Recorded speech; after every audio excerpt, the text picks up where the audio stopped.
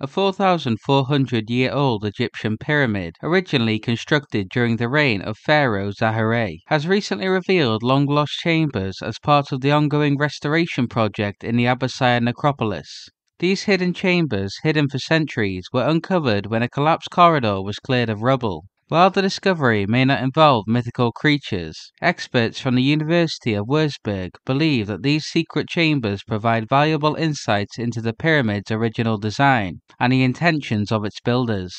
This revelation, occurring almost 2 centuries after the pyramid's initial excavation in 1836, underscores how the ancient pyramid continued to yield new mysteries and knowledge about their construction and purpose.